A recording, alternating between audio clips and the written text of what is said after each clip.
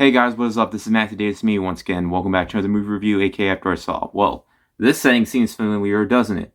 No, I'm not moving back into my old place. I'm just visiting my mom for New Year's. But yeah, I just figured since I've been staying over here for the weekend, I figured why not just review the movie in this position. So yeah, anyways, this time I'm finally going to be reviewing Poor Things. This is the one movie I wanted to see before making my best movies of the year list. So now I finally get to talk about it.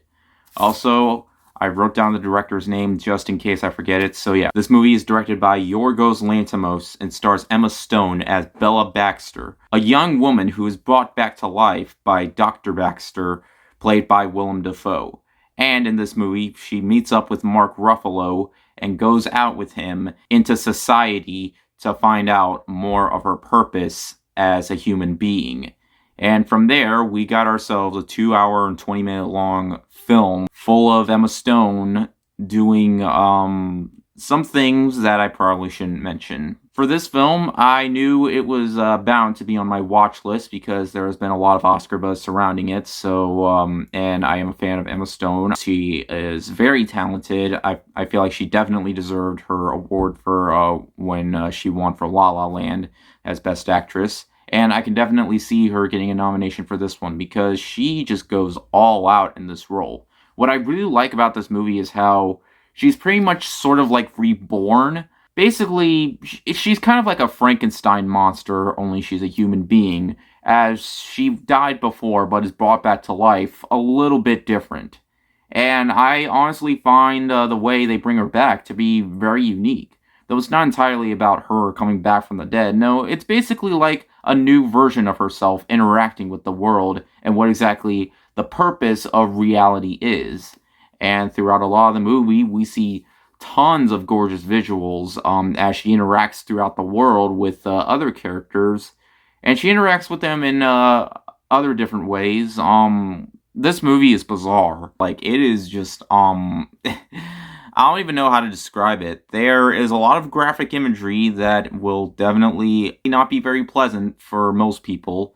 In fact, there are often times where this movie could have gotten an NC-17 rating, but it didn't, when it easily could have. So yeah, it's basically pushing the limits of the R rating a little bit. Like the movie has so much imagery that I'm not even going to get fully into it, obviously, but the way this movie plays out is very ingenious.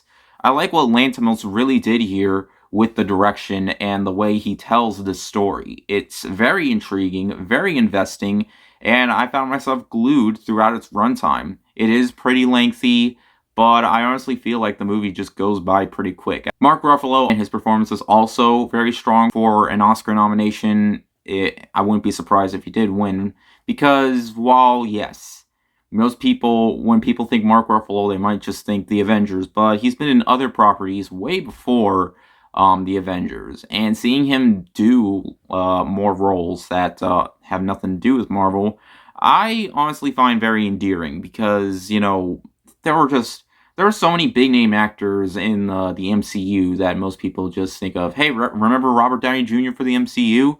Remember all these other actors from the MCU? Scarlett Johansson from the MCU? Remember?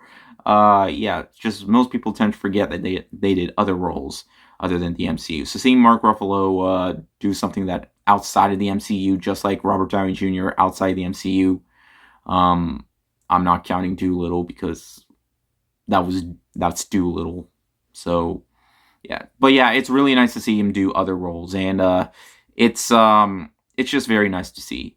I will say though, one thing about the movie that I wouldn't necessarily say was distracting was sometimes some specific scenes end a little too fast, as the movie actually manages to have quite a fast pace to it. But there are often those times where I just feel like scenes just go by way too quickly, and they just end like out of absolutely nowhere. But that's not always the case, as Lanthimos goes for a very solid direction here, and I feel like the way characters play out, it made it very intriguing, and I found myself really enjoying a lot of what was going on screen.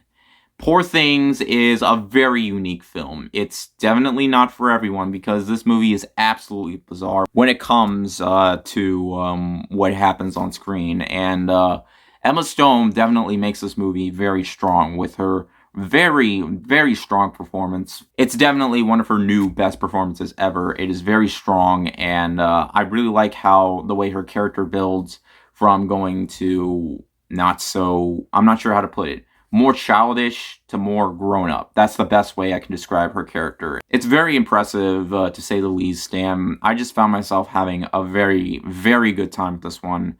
I definitely do think it was worth delaying the best movies of the year list just to see this one. There are always those movies that I want to see before doing my best of the year list, and this is definitely one that I consider to be one of the best of the year, and it was definitely worth waiting out on the best of the year list for. Like I said, though, this movie is very bonkers, and we get a lot of those movies in modern time. But as long as the director knows exactly what he or she is doing, like actually making it fully work and actually having a purpose, then they can be great times. This was certainly a great time, and I highly recommend checking it out.